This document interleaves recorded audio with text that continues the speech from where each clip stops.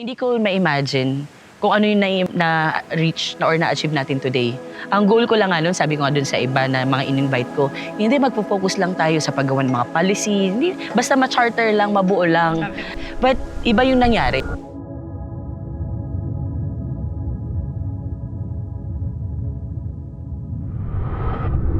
Yung sabi ko nga, when you actually started owning the role, taking accountability, na ito na palang nasa harapan ko ngayon, hindi na yung dahil in-offer lang sa akin yung role, mag-iiba din ang perspective.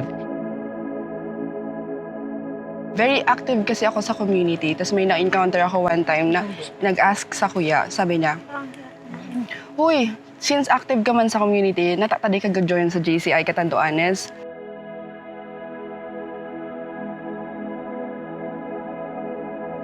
Sort of, I'm kind of introvert. This is my first org, and one thing na talaga nagustuhan ko about JCI is yung humility. We know na we have our own like status in life, kung ano yung ginagawa natin in life, but when you're here, you're a member. Worth it sa lahat. Kasi I've learned a lot of things. I've gained a lot of friends. Tapos yun, I'm learning. It's a process.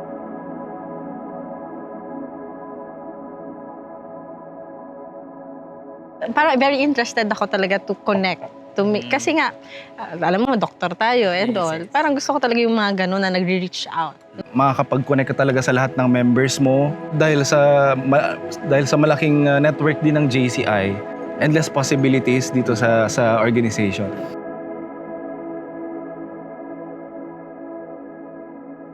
Kasi sobrang hirap na mag-lead ng isang group, we all know that. To have someone as Press Josh na talagang ikaw mismo, you'll step up para lang mag-move din as a member kasi for sure hindi niya din kaya yun with him alone. So, he is very inspiring and talagang very, kumbaga nakakahawa talaga yung niya, yung scope ng leadership niya. So I'm very thankful for all of you, for each and every one of you na you accepted the call. Tumatak sa akin yung sa San Andres. Kasi yun nga, yung situation nila, tapos imagine, ang request lang sa atin, yoga mat. Dapat mas grateful tayo kasi ang suswerte natin, natutulog tayo sa maayos na tulugan, nakakapag-contribute tayo sa ibang tao. Pag nandun ka sa JCI, ang dami mong matatouch na tao.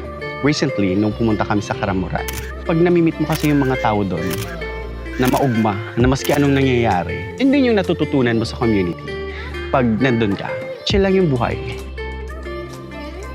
Gusto ko lang talaga iluwas how grateful and how happy I am na maging part ng JCI. Cheers! Keep the fire burning.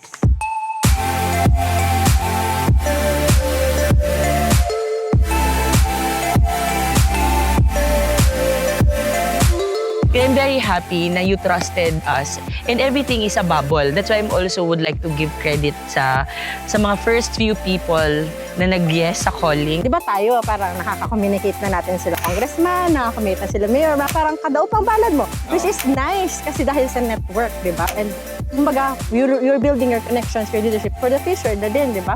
I just wish na tuloy-tuloy lang tayo. So sana maging stable, tuloy-tuloy. Yung tipong, yung ginagawa ni Press ngayon, tuloy-tuloy talaga. So yun yung talagang parang mas tumatatak sa akin. I also do yung own effort ko. Kasi iba rin kasi pag when you're doing it on your own eh. It's a very humbling experience for everyone.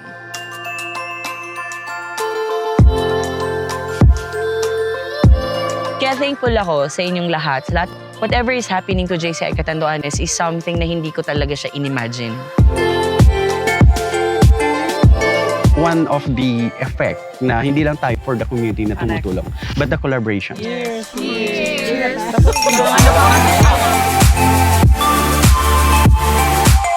Ang JCI ba talaga pang mayaman? Which is, sabi ko, ako mapatunay na JCI is for everybody as long as parang you are willing to help the community and parang selfless ka, and as long as you have positive mindset, I think you're qualified to join JCI Catanduanes.